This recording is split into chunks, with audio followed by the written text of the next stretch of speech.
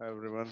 Uh, we have another video of questions that we have solved for the second semester B.Ed learning and teaching process subject. This is in series with the different multiple questions that we have been solving and uploading to for your reference. So we have already have multiple videos uploaded. So this we are again trying. This is another 5 set of question answers that we have.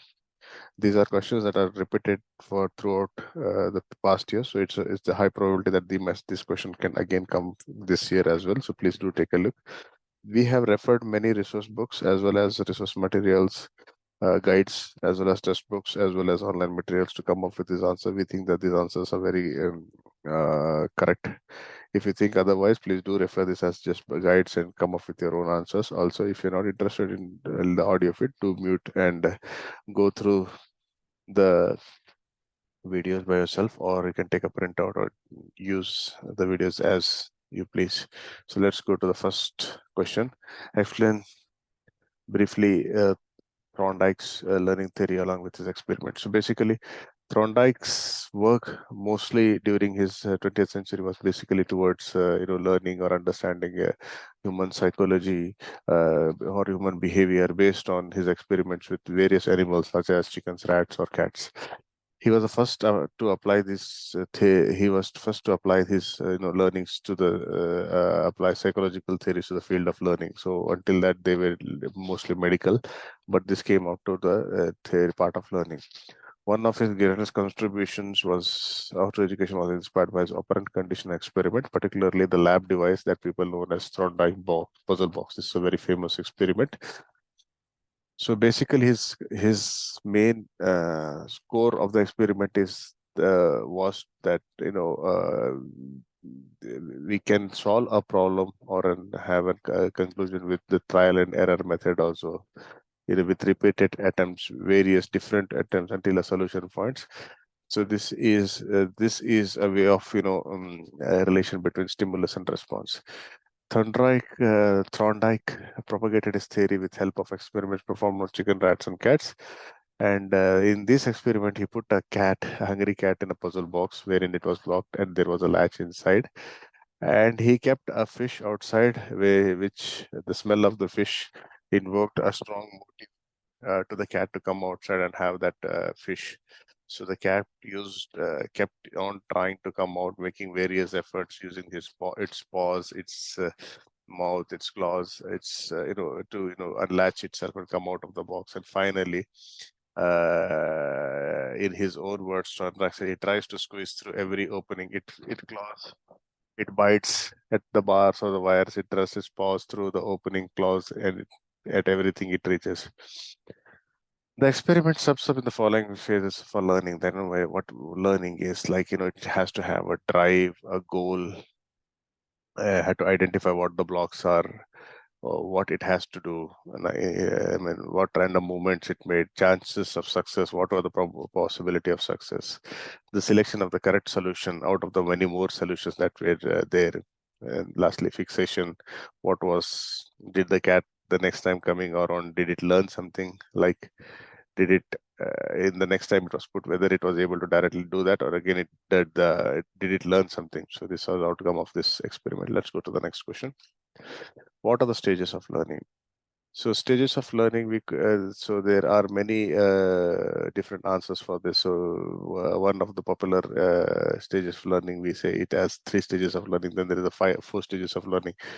We'll say according to the 3 stages of learning, we have cognitive learning, associative or implicit learning, autonomous or explicit learning.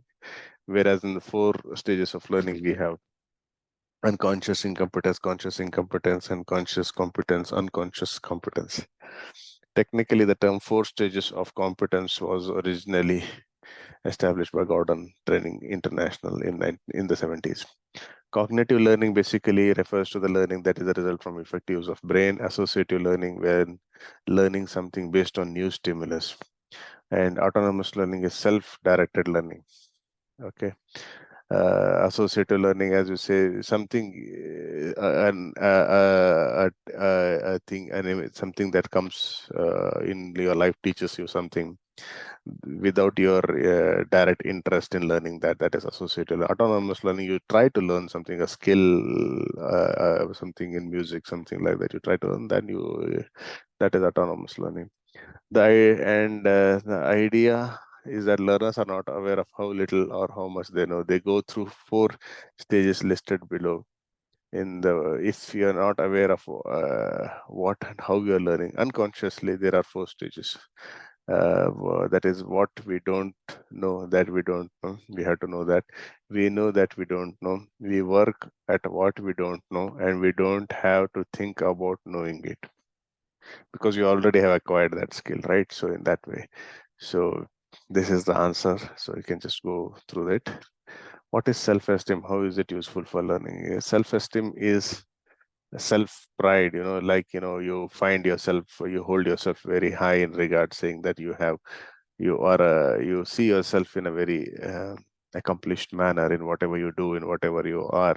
So self-esteem is the degree to which students feel satisfied with themselves and feel valuable and worthy of respect. It describes your level of confidence, your abilities and attributes. In your abilities and attributes, self-esteem can start to develop when student gets positive attention and love and care during early stages. It begins when child feels safe, loved and accepted. Those with poor self-esteem, however, are often much more critical of themselves. They find it harder to bounce back from challenges and setbacks. They may lead to them to avoid difficult situations. Having good amount of self-confidence in learning, increases students' sense of ownership. They try to be more enthusiastic about learning. They take ownership of stuff. They learn from their mistakes, and so this is very high. Self-esteem helps the learner. The second point is helps student establish self-discipline. People with self-esteem are high self-esteem are very self-disciplined because they don't like people pointing fingers at them. So they make it self to be very high discipline. Promote self-advocacy of skill. Strong self-advocacy skill leads to greater self-confidence, but many students with learning or behavior changes may struggle to develop these skills. So it is very important that in learning, if you have self-advocacy skills, so it's a good point. Helping in gaining positive feedback and encourage. So whoever is high and doesn't shy away of taking criticism, they go and ask what was because they want to learn from their mistakes and failures. So they reach out to the teachers or the peer groups and see where they went wrong so that they can improve and they can hold that self-esteem high again. So what is human learning? What is human learning? Explained with help of 2 definitions. So normally human learning and learning is the same. So human learning, on the other hand, refers to the cognitive processes. So cognitive process through which people pick up information, abilities, and understanding via personal experience, formal education, and a variety of mental process. Human learning basically starts from birth itself. Okay, so it might even start before in terms of when it's an embryonal state and both interaction with for both interaction with and freedom within its environment within the womb. The learning is psychology and process by which relative lasting changes potential behavior occurs because of practice or experience. The nature and processes involved in learning are studied in many established fields, including education psychology, neuropsychology, experimental psychology, cognitive science, and pedagogy. Learning is defined as a relatively permanent change in person's knowledge and behavior as a result of experience. The definition cannot three changes. The change is long-term. The source of change comes from within external structures of memory or knowledge and individual. The change is attributed to personal experience. We'll go to the next question. That's what is motivation? According to B.F. Skinner, motivation is school learning involved arousing, persisting, sustaining, and directing desirable behavior. According to Wordsworth, motivation is state of individual which disposes him to certain behavior for seeking goal. So motivation in generalization term is motive in specific term. A motive is an agent of motivation. The term motivation refers to the process by which motive motivates an individual towards an action. Motivation is an important factor which encourages persons to give their best performance and help in reaching their goals. there are two types of motivation: intrinsic motivation and extrinsic motivation. Motivation is psychological phenomena. The nature, it can be defined from these points, like motivation is an inner feeling which energizes a person to work more.